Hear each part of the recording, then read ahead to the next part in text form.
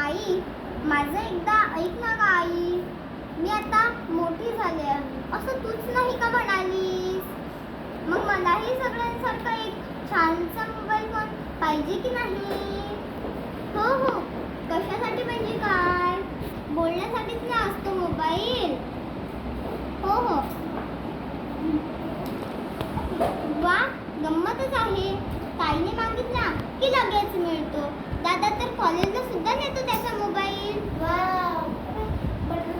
अन बाबांकडे तर 2-2 मोबाईल आहे.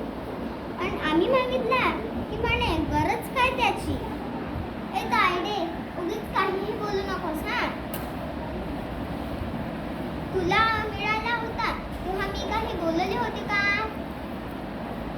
हो हो, आम्हालाही महत्त्वाची कामे असतात, महत्त्वाचं बोलायचं असतं. दादाचा फोन घेते मी कधी कधी, पण गेम्स खेळण्यासाठीच ग. बोलण्यासाठी काय करावं मग? आई, पुढल्या महिन्यात माझा वाढदिवस येतो. मित्रमैत्रिणींना बोलवण्यासाठी किती मजा येईल. अरे उद्या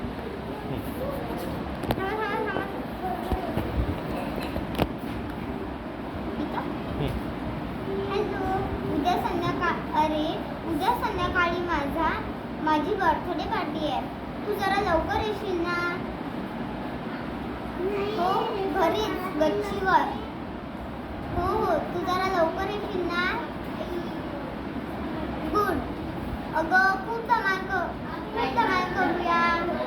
हो हो, आता मोबाईलवरच सांगते सगळ्यांना. बाय. वाव, किती मस्त वाटेल असं फोन करताना. आई, शाळेत उगीच सुट्टी घेतली तर सरांची बोलणी ऐकावी लागतात.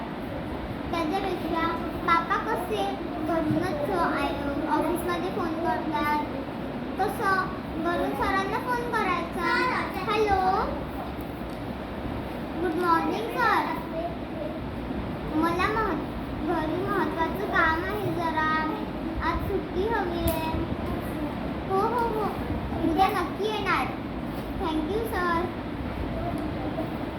अशी खूप कामे करता येतात. तू सांग ना बाबांना. ताईच्या वेळेस नाही का तूच सांगितलंस बाबांना? ताई तुझी लाडकी आणि मी काय दोघी आहे का ग?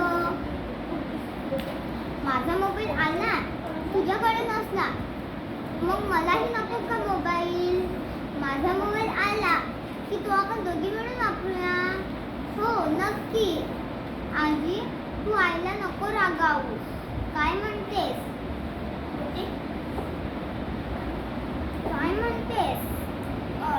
फोनमुळे कोणालाही संपर्क करता येतो. दादा तर सारखा मित्रांना सांगत असतो, अरे मी ग्रंथालयात अभ्यास करतोय.